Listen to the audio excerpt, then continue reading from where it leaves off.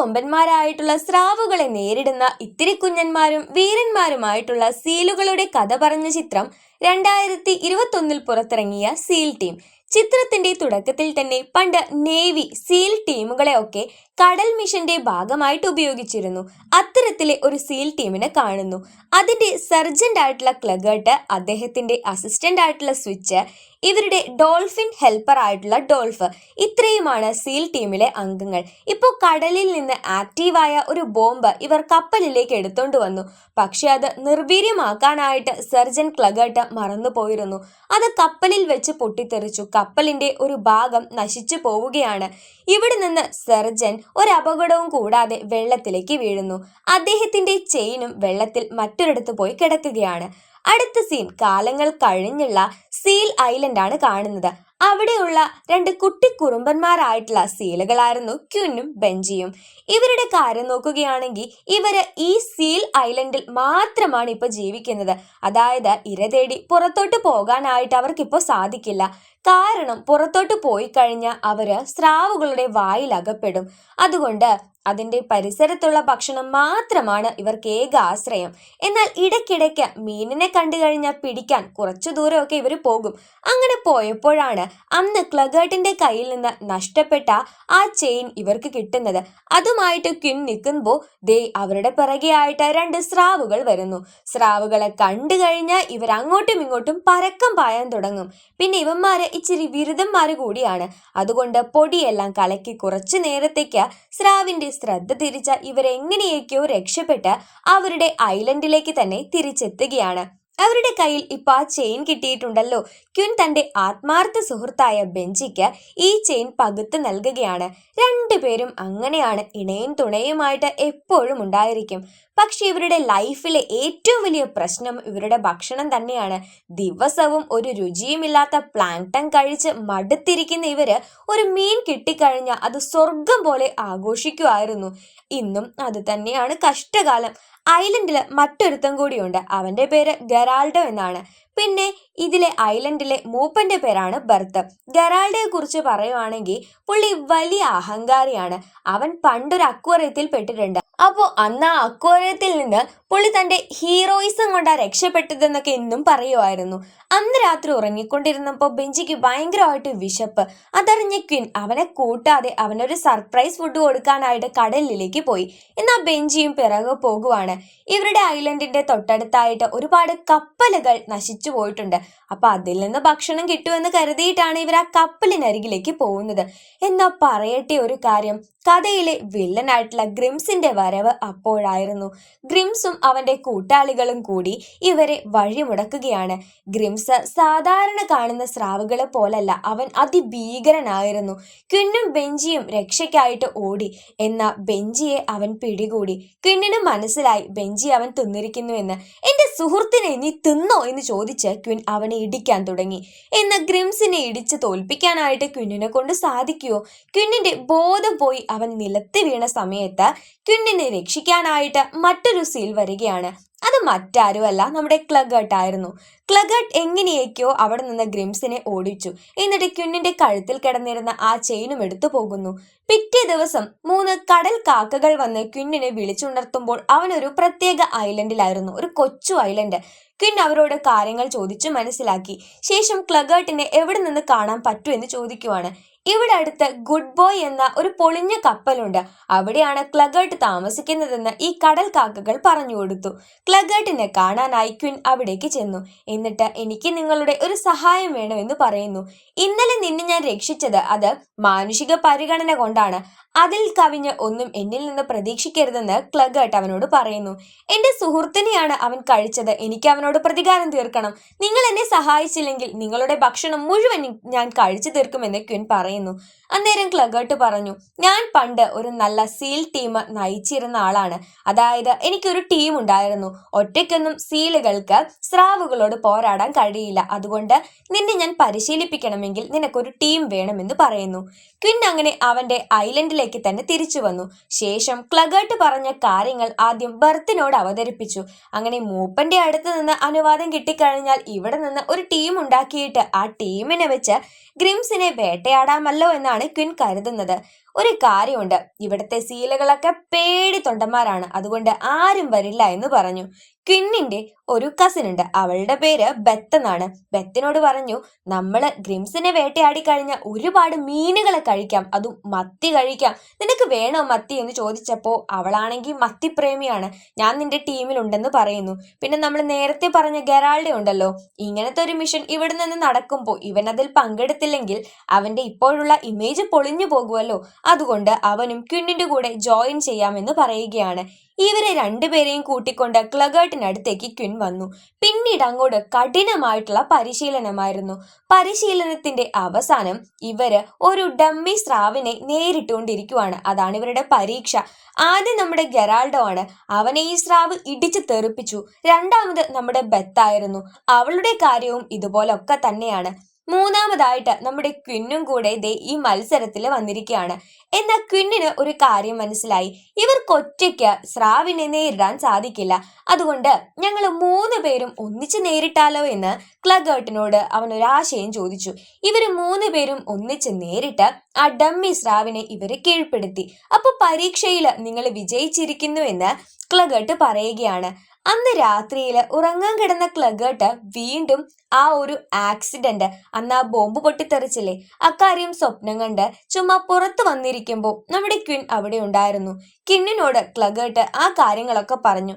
അന്ന് തൊട്ട് എന്റെ ഫ്രണ്ട്സിനെ ഞാൻ കാണാൻ പോവാറില്ല. എന്തായാലും നിങ്ങൾ പരീക്ഷയിൽ വിജയിച്ചില്ലേ, ഇനി സ്വിച്ചിനടുത്ത് പോയി കുറച്ച് വെപ്പൺസ് കളക്ട് ചെയ്യണമെന്ന് പറയുകയാണ് ക്ലഗേർട്ട്. പിറ്റേ ദിവസം ഇവര് സ്വിച്ചിന്റെ അടുത്തേക്ക് പോകുമ്പോൾ ഡെയ്വ് എന്ന പേരുള്ള സസ്യാഹാരിയായിട്ടുള്ള ഒരു സ്രാവിനെ കാണുകയാണ്, ഒരു പാവം പിടിച്ച സ്രാവ്. സ്വിച്ച് കടലിന്റെ അടിത്തട്ടിലായിട്ട് ഒരു വെപ്പൺ ഷോറൂം തന്നെ നടത്തുന്നുണ്ട്. അവൻ ഒരു ശാസ്ത്രജ്ഞൻ കൂടിയാണ്. പുതിയതായിട്ട് അവൻ കണ്ടുപിടിച്ച ചെമ്മീൻ തോക്ക്, അതുപോലെ ബരാക്കൂഡ ബുള്ളറ്റ്, സ്രാവുകളെ ഷോക്കടിപ്പിക്കുന്ന ഒരു സാധനം, പിന്നെ ഒരു പ്രത്യേകതരം വാച്ച്, അതെല്ലാം തന്നെ നമ്മുടെ സ്വിച്ച് ഇവർക്കായി പരിചയപ്പെടുത്തി കൊടുത്തു. പിന്നെ അവൻ ഇപ്പൊ ചെയ്തുകൊണ്ടിരിക്കുന്നത് ഇവരെ അദൃശ്യമാക്കുന്ന ഒരു സ്യൂട്ടിന്റെ കാര്യമാണ്. കുറെ ഒക്ടോപ്പസുകൾ ഉണ്ട്. ആ ഒക്ടോപ്പസുകൾ ഇവരുടെ ദേഹത്ത് വന്നിരുന്ന് കഴിഞ്ഞാൽ ഒരു സ്ലൈം ലെയർ പോലെ ഒരു കോട്ട് പോലുള്ള ഒരു സംഗതി ഉണ്ടാകും. അങ്ങനെ ഇവര് ഇൻവിസിബിൾ ആയി പോകും എന്നാണ് സ്വിച്ച് പറയുന്നത്. പക്ഷെ ഇടയ്ക്കിടയ്ക്ക് ഇതിങ്ങനെ വിസിബിൾ ആവുന്നത് കൊണ്ട് അതിന്റെ പണി തീർന്നിട്ടില്ല. ഈ സ്യൂട്ട് കൂടെ കയ്യിലുണ്ടെങ്കിൽ സ്രാവുകൾ ഉപദ്രവിക്കാനായി എളുപ്പമാണെന്നും സ്വിച്ച് പറയുന്നു. ആവശ്യമുള്ള ഡിവൈസസ് എല്ലാം എടുത്ത് ക്ലഗേർട്ടും ടീമും ഒരു ചെറിയ പരീക്ഷണം വേണമല്ലോ, അതിനു വേണ്ടിയിട്ട് ഈ കടലിൽ തന്നെയുള്ള കൊച്ചു കൊച്ചു സ്രാവുകളെ ഒന്ന് പിടിച്ചു നോക്കാമെന്ന് വെക്കുകയാണ്. ആദ്യത്തെ സ്രാവിനെ ഇവര് ഷോക്ക് അടുപ്പിക്കുന്നുണ്ട്. അങ്ങനെ അതിനെ പിടിച്ചു കെട്ടിയിട്ട് ഒരുവിധം ലോക്കാക്കി. രണ്ടാമത്തേതിനെ എങ്ങനെയെങ്കിലും കെണിയിൽ അകപ്പെടുത്താനുള്ള പ്ലാനാണ്. അതിന് ബെത്താണ് പോകുന്നത്. അങ്ങനെ 2 സ്രാവുകളെ വിജയകരമായിട്ട് പിടിക്കാൻ ഇവർക്ക് സാധിച്ചു. എന്നാൽ ഇക്കാര്യങ്ങള് ഗ്രിംസിന്റെ കൂട്ടാളികൾ കാണുന്നുണ്ടായിരുന്നു. ഗ്രിംസിനെ എത്രയും പെട്ടെന്ന് വിവരം അറിയിക്കണം. സീലുകൾ ഇങ്ങനെ തുടങ്ങിക്കഴിഞ്ഞാൽ നമ്മൾ പാവം പിടിച്ച സ്രാവുകൾ എങ്ങനെ ഇവിടെ ജീവിക്കുമെന്ന് ആ സ്രാവുകൾ പോയി ഗ്രിംസിനോട് പറഞ്ഞു. ഷോ, അവന്മാര് കൂടുതലൊന്നും ചെറിയാൻ വരില്ല, അതിനു മുൻപ് ഞാൻ അങ്ങോട്ട് ചെല്ലുമെന്ന് കടലിലെ വാസുവണ്ണനായിട്ടുള്ള ഗ്രിംസ് പറയുകയാണ്. ശേഷം അവന്മാരുടെ ആസ്ഥാന സ്ഥലം, അതായത് ആ ഐലൻഡിലെ അവിടേക്ക് ചെന്ന് അവന്മാര് ഭീഷണി മുഴക്കുന്നുണ്ട്. എന്നാൽ ഇന്നത്തെ ദിവസത്തെ ഈ ഒരു മിഷൻ തന്നെ അടിപൊളിയായിട്ട് കംപ്ലീറ്റ് ചെയ്തതിന്റെ പേരിൽ ഈ ഒരു ഷിപ്പിൽ ഇരുന്നു കൊണ്ട് ഇവര് ഫുൾ എൻജോയ്മെന്റ് പാർട്ടി ഒക്കെ ആയിരുന്നു. എന്നാൽ രണ്ടാമത്തെ മിഷൻ, ആ സീൽ ഐലൻഡിൽ നിന്ന് രക്ഷിക്കേണ്ട അവരെ, കാരണം കടൽക്കാക്കകൾ വന്നപ്പോ സ്രാവുകൾ അവരെ വളയം ചെയ്തിരിക്കുവാണെന്ന് ഇവർക്ക് മനസ്സിലായി. അതിനു വേണ്ടിയിട്ട് ഇവർക്കൊരു ഷിപ്പ് വേണം. ആ ഷിപ്പിൽ അവിടേക്ക് പോയി സ്രാവുകളുടെ ശ്രദ്ധ തിരിച്ചു വേണം സീലുകളെ ആ ഐലൻഡിൽ നിന്ന് രക്ഷപ്പെടുത്താനായിട്ട്. അപ്പോഴാണ് നമ്മുടെ ഗെറാൾഡോ പറയുന്നത്, അന്ന് ഞാനൊരു അക്വേറിയത്തിന്റെ അകത്ത് അകപ്പെട്ടില്ലേ, ആ പരിസരത്തായിട്ട് ഒരു പോർട്ടുണ്ട്, അവിടെ നിറയെ ഷിപ്പുകളാണ്.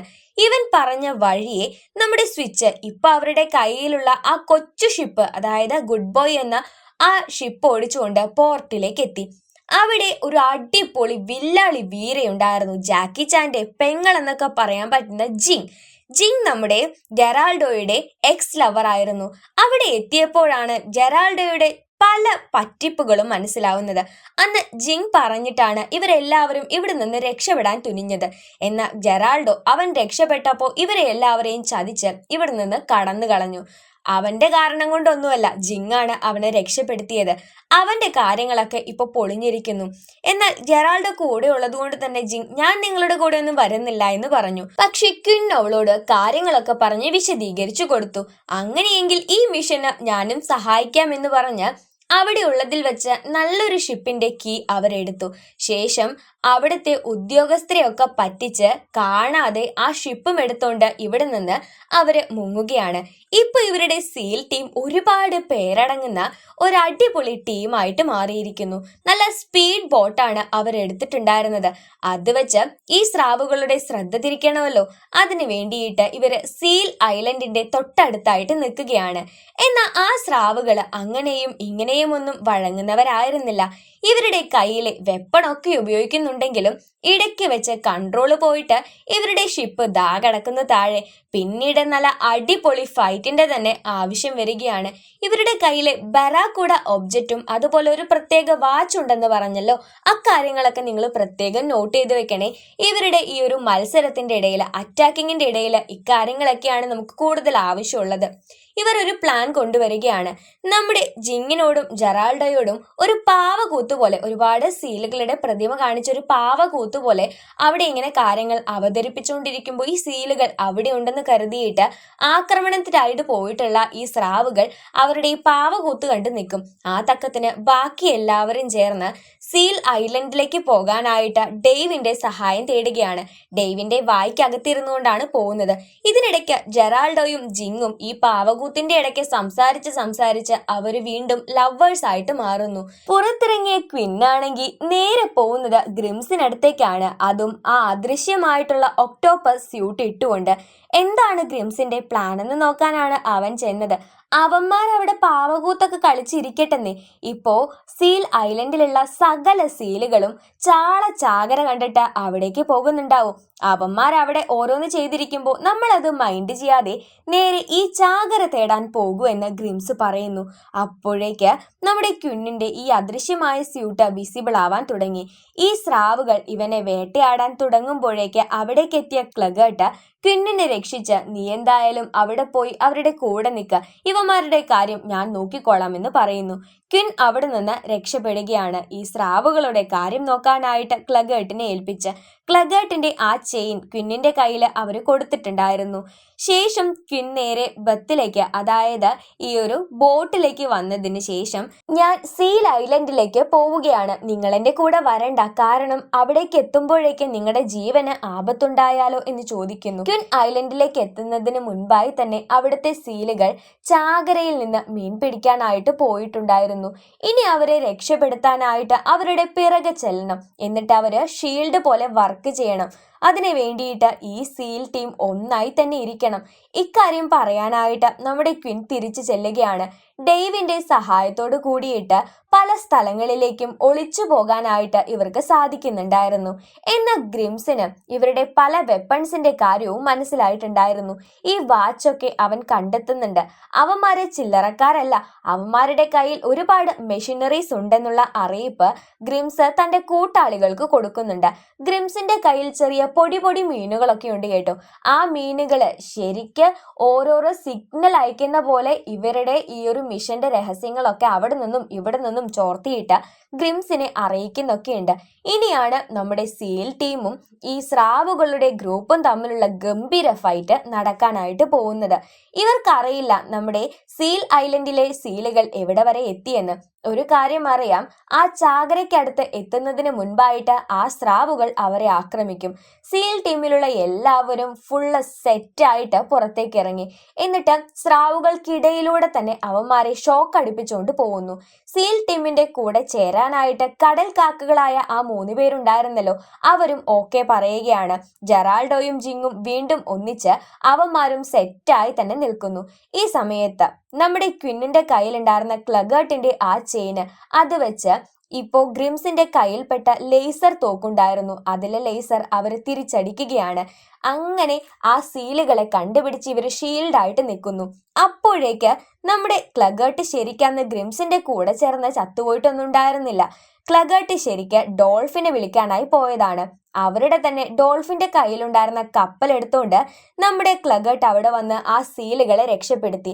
അന്നേരം നമ്മുടെ ഗ്രിംസ് വീണ്ടും ഈ ഒരു ബോട്ടിനകത്തേക്ക് കയറാൻ ശ്രമിച്ചപ്പോൾ ബോട്ട് മുന്നിലേക്ക് എടുക്കുന്നതിനനുസരിച്ച് അവർ ഗ്രിംസിനെ താഴേക്ക് ഒരു ഒറ്റയിടലായിരുന്നു. ഈ ഷിപ്പിന്റെ പ്രൊപ്പല്ലർ തട്ടി അങ്ങനെ ഗ്രിംസിന്റെ കഥ കഴിഞ്ഞു. നേതാവ് നഷ്ടപ്പെട്ട ബാക്കി സ്രാവുകളും പോരാട്ടത്തിൽ നിന്ന് പിന്മാറി. ഇപ്പൊ നമ്മുടെ സീൽ ഐലൻഡിലേക്ക് വരാനായിട്ട് ഒരു സ്രാവും ധൈര്യപ്പെടുന്നില്ല. കാരണം സീലുകളെ സംരക്ഷിക്കാനായിട്ട് ഒരു ഉഗ്രൻ സീൽ ടീം അവിടെ റെഡി ആയിട്ട് നിൽക്കുകയാണ്. അവിടെ എത്തിക്കഴിഞ്ഞ സ്രാവുകളുടെ കഥ കഴിയുമെന്ന് അവന്മാർക്കറിയാം. അങ്ങനെ സീൽ ഐലൻഡ് സ്വർഗതുല്യമായിട്ടുള്ള ഒരു സ്ഥലമായി മാറി. അവർക്ക് വേണ്ടുന്ന ഭക്ഷണം കടലിൽ എവിടെ പോയി കഴിക്കാനുള്ള ധൈര്യവും ഇപ്പൊ സീലുകൾക്ക് കൈവന്നു. അവരെ കണ്ടു കഴിഞ്ഞ സ്രാവുകള് വഴിമാറി നടക്കുകയാണ് ഇപ്പോൾ ചെയ്യുന്നത്. അത്തരത്തിലെ ഒരു സീൻ കാണിച്ചുകൊണ്ട് 2021 പുറത്തിറങ്ങിയ സീൽ ടീം എന്ന ഈ അടിപൊളി ചിത്രം അവസാനിക്കുകയാണ്. ആക്ഷൻ ആണോ എന്ന് ചോദിച്ചാൽ കുറച്ചൊരു ആക്ഷൻ ആണ്, അഡ്വഞ്ചർ ആണ്, നല്ല അടിപൊളിയായിട്ടുള്ള ഒരു ആനിമേഷൻ മൂവിയാണ് സീൽ ടീം. സോ കാണാത്തവരുണ്ടെങ്കിൽ കാണാനായിട്ട് ശ്രമിക്കുക കേട്ടോ. ഒട്ടുമിക്ക ആൾക്കാർക്കും ഇഷ്ടപ്പെടും. കാരണം ഇതിലെ ആക്ഷൻ എന്നൊക്കെ പറയുമ്പോൾ തന്നെ അത്രയ്ക്ക് വലിയ അങ്ങനത്തെ ആക്ഷൻ ഒന്നുമല്ല. എന്നാലും കണ്ടു കഴിഞ്ഞാൽ നമുക്കൊരു അത്രയ്ക്ക് ബോറായി തോന്നുന്ന അങ്ങനത്തെ ഒരു സിനിമയൊന്നുമല്ല. നല്ലൊരു മൂവിയാട്ടോ. അപ്പോൾ കാണാൻ ചാൻസ് കിട്ടിക്കഴിഞ്ഞാൽ മിസ്സാക്കാതിരിക്കുക. സോ ഇന്നത്തെ ഒരു വീഡിയോ എല്ലാ കൂട്ടുകാർക്കും ഇഷ്ടപ്പെട്ടു എന്ന് വിചാരിക്കുകയാണ്. ഇഷ്ടപ്പെട്ടിട്ടുണ്ടെങ്കിൽ ലൈക്ക് ചെയ്യാനായിട്ട് മറക്കരുതേ. നിങ്ങളുടെ ലൈക്കുകളുടെ കൗണ്ട് നോക്കിയിട്ടാണ് നമ്മുടെ വീഡിയോസ് നിങ്ങൾക്ക് ഇഷ്ടപ്പെടുന്നുണ്ടോ ഇല്ലയോ എന്നൊക്കെ നമുക്ക് മനസ്സിലാവുന്നത്. വീഡിയോയെക്കുറിച്ചുള്ള അഭിപ്രായങ്ങളും നിങ്ങളുടെ നിർദ്ദേശങ്ങളും അതുപോലെ കഥയ്ക്കിടയിൽ എന്തെങ്കിലും പോരായ്മകളോ മറ്റോ തോന്നിയിട്ടുണ്ടെങ്കിൽ ജെന്യൂൻ ആയിട്ട് ഒരു മടിയും കൂടാതെ നമ്മളോട് എന്താണ് കൂടുതൽ മാറ്റങ്ങൾ വരുത്തേണ്ടത് എന്നുള്ള കാര്യങ്ങളൊക്കെ കമന്റ് ബോക്സിലൂടെ ഷെയർ ചെയ്യാനായിട്ട് ശ്രമിക്കുക. നമ്മുടെ വീഡിയോസ് കാണാനായിട്ട് നിങ്ങൾക്ക് ഇഷ്ടമാണെങ്കിൽ തുടർന്നും കാണാനായിട്ട് താല്പര്യമുണ്ടെങ്കിൽ ഇനിയും ചാനൽ സബ്സ്ക്രൈബ് ചെയ്യാതെയാണ് കൂട്ടുകാർ വീഡിയോ കണ്ടുകൊണ്ടിരിക്കുന്നതെങ്കിൽ ദയവായിട്ട് നമ്മുടെ ചാനൽ സബ്സ്ക്രൈബ് ചെയ്ത് വെക്കുന്ന കാര്യം ഒന്ന് പരിഗണിച്ചേക്കുക. കൂടെ തന്നെ ബെല്ലൈക്കൺ എനബിൾ ചെയ്യുവാണെങ്കിൽ നമ്മുടെ വീഡിയോസിന്റെ നോട്ടിഫിക്കേഷൻസ് നിങ്ങൾക്ക് കൃത്യമായിട്ട് ലഭിക്കുന്നതാണ്. സോ നമുക്കെന്നാ മറ്റൊരു അടിപൊളി മൂവി ആയിട്ട് വീണ്ടും കാണാവേ. അതുവരേക്ക് സേഫ് ആയിട്ട് ഹാപ്പി ആയിട്ടിരിക്കുക. ബൈ.